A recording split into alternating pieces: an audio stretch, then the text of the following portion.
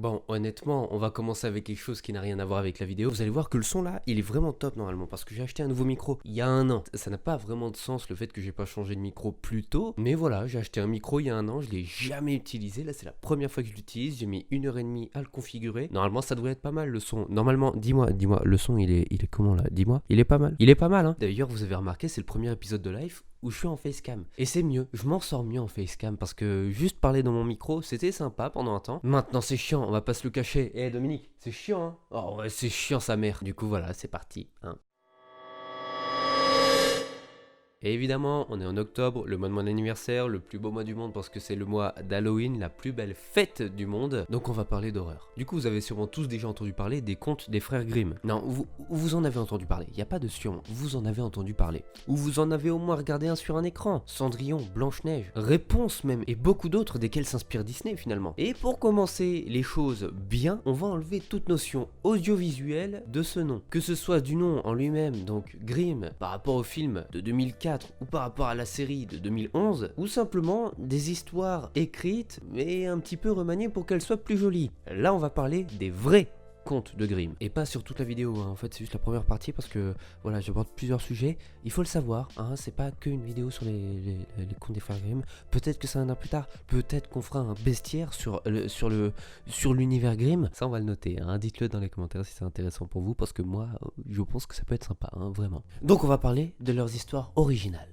Au fil des adaptations, on a très vite oublié que certains contes n'étaient pas issus des studios qui les popularisaient. Et encore mieux, ou pire, on a oublié finalement que les vrais contes existaient et on en a fait des mythes. Parce que leur côté cru rapporte souvent de la violence, du viol, de l'inceste, du sang, des meurtres, et donc on a préféré les mettre de côté pour laisser des petits contes de fées vraiment sympathiques pour les enfants. Finalement, ces vrais contes de Grimm, c'est devenu presque une rumeur qu'on colporte un petit peu partout, ce qui est dommage. À la base, Cendrillon vit bel et bien avec son père, sauf que ses belles-sœurs se font crever les yeux pendant ses noces avec le prince. Et ses belles-sœurs, il y en a une qui s'était coupé un orteil et l'autre le talon pour pouvoir rentrer dans le soulier doré. Et là tu vois, on est à un autre niveau de drague, tout ça, de motivation, tu vois. Encore mieux, Blanche-Neige, le jour de son mariage, tend un guet-apens à la sorcière qui se voit forcée de porter des escarpins forgés au fer rouge et de danser jusqu'à ce que mort s'en suive. Voilà, tu vois, il y a le mot rancœur. Mais là, on est un peu au-dessus, concrètement là, bon. Ou alors, Réponse, donc Réponse couche directement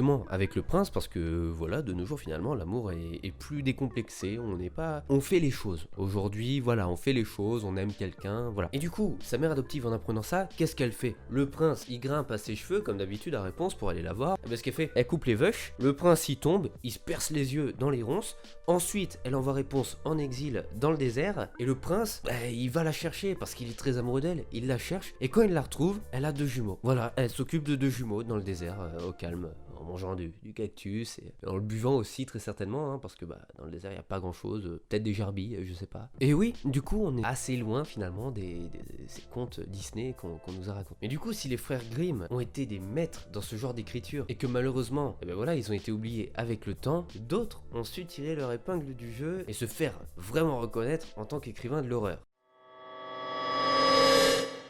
C'est en Angleterre que le roman gothique se développe en intégrant dans ses pages le satanisme et le surnaturel. Horace Walpole est devenu le père fondateur de ce genre avec son château d'Otrante, une histoire racontant les événements surnaturels qui commencent à apparaître dans le château suite à la mort de Conrad à cause de la chute d'un casque géant venu de nulle part sur sa personne. Par la suite, une prophétie sera révélée et des événements encore plus étranges auront lieu dans le château afin d'impacter le château en lui-même et ses habitants. Et voilà donc le premier roman gothique qui a été retenu par l'histoire. Et de ce fait, suivant les pas de ce père fondateur, c'est Anne Radcliffe qui a par la suite écrit Les Mystères d'Udolpho en 1794. D'ailleurs, ce qui est bien, c'est que l'auteur nous a donné des précisions sur son style d'écriture et ce que représente pour elle l'horreur. La terreur dilate l'âme et provoque une activité intense des facultés, tandis que l'horreur, plutôt viscérale, contracte l'âme. La glace l'anéantit et la renvoie à une obscure incertitude. Ainsi, le lecteur est voué à ressentir des émotions fortes en s'identifiant aux victimes. Les cadavres en train de se décomposer, le sang, les vers qui dévorent les viscères, tout ça exposé à l'imagination de tous, c'est cet aspect choquant qui donne à l'horreur tout son intérêt. Fascinante, car transgressant les règles de l'interdit à l'époque. Et Matthew Lewis, il a bien compris ça. Il a publié en 1796 Le Moine, en y introduisant des personnages plus horrifiques comme Lucifer par exemple. Et là où le gothique plaçait une dimension très sentimentale, Lewis, lui, il laissait vraiment bien s'exprimer sa frénésie de l'horreur, avec du viol, de l'inceste, du parricide en veux-tu en voilà. Et d'ailleurs, il faut noter que tout ceci a été écrit avant ses 20 ans, sur 10 semaines, pour divertir sa mère qui était malade. Eh bien, profite bien de ton cadeau, maman. 1918. Depuis quelques années, le roman gothique voit son heure de gloire s'éloigner de plus en plus. Le genre horrifique devient presque risible auprès des lecteurs. Tout le monde a déjà raconté tous les aspects du gothique, les ennemis lassants, les cris, le sang qui jaillit partout, et rien de très novateur ne pointe le bout de son nez à en croire les derniers écrits. Rien. La même année où Walter Scott disait que la nature même du merveilleux est d'être facilement épuisée, la créature de Frankenstein voit le jour. Et c'est là que la littérature gothique renaît en arborant fièrement les couleurs du fantastique. Créature d'ailleurs très, voire trop appelée simplement Frankenstein. Frankenstein, il faut savoir que c'est juste le nom du docteur qui l'a créé, hein, c'est pas la créature, c'est la créature de Frankenstein, ou le Prométhée des temps modernes, évidemment comme le titre du livre. Inspiré par les expériences de Darwin, les lectures de contes allemands et du deuil d'un nourrisson, Mary Shelley décide de s'aventurer sur le concept du retour à la vie. Dès sa première publication, le roman est un succès immédiat, malgré l'insatisfaction de son écrivaine, qui le remodèlera plusieurs fois jusqu'à sa version définitive publiée en 1831. Victor Frankenstein et sa créature. Une relation bien tumultueuse. Passionné par le secret de la vie, il s'est attelé à la tâche de ramener un cadavre humain à celle-ci. Cadavre composé de plusieurs parties venant de corps différents, ce qui lui donne cet aspect si repoussant. Et justement, la répulsion de Frankenstein, suite à la réussite de son projet envers sa créature, provoque chez elle une haine terriblement douloureuse. Une haine née de peine.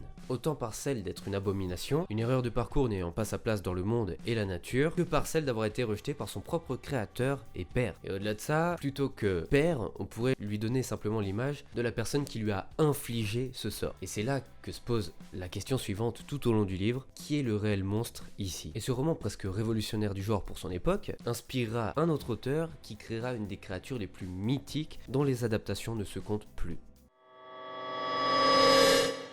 Évidemment, on va parler de vampires. Et certains d'entre vous pensent que le premier a été écrit, créé, et Dracula. Ce qui est faux. Voilà, totalement, voilà, c'est simplement faux. C'est même pas un homme, c'est une femme. La première vampire fut Carmilla, ou Carmilla. Je suppose qu'on peut dire les deux. Moi j'aime bien dire Carmilla, je trouve que c'est plus joli. Voilà. Paru en 1872, ce roman reprend encore totalement les traits du gothique, à travers un décor précis, sombre, et une ambiance macabre au possible, menée par une créature hypnotisante et sa victime. Sa victime romantique, se laissant embourber et littéralement absorbé par la nature fantastique de sa tentatrice. Et malgré sa qualité, ce roman ne disposera pas de grande reconnaissance de nos jours.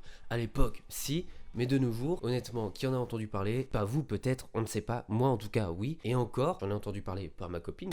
Carmilla, pourtant l'aînée de sa famille, ne figure maintenant qu'à l'arrière-plan, loin derrière son petit frère et héritier assumé par son créateur. Et justement, Bram Stoker reconnaît avoir une dette de création envers Carmilla, qui n'a pas du tout été écrit par Carmilla elle-même, qui a été écrit par Sheridan Le Fanu. Bram Stoker et son cher Dracula, le célèbre vampire connu pour sa ruse, son château en Transylvanie et son goût du sang, voit le jour en 1897. Et c'est la complexité qu'il incarne qui l'aidera à devenir si célèbre aujourd'hui. Le personnage, il est en proie à de multiples questionnements tout au long du livre, comme principalement la limite entre le bien et le mal, la vie et la mort, le sexe et l'envie. Et c'est cette tourmente qui n'a cessé d'inspirer des cinéastes depuis sa naissance. En opposant le vampire rusé à l'homme de science qu'est Abraham Van Helsing, Stoker nous propose un affrontement remettant en cause certaines croyances, autant scientifiques que religieuses. C'est là que se trouve le centre de la roue hypnotique de cette œuvre. L'homme contre le monstre, la science contre le surnaturel, la médecine servante contre la mort tranchante.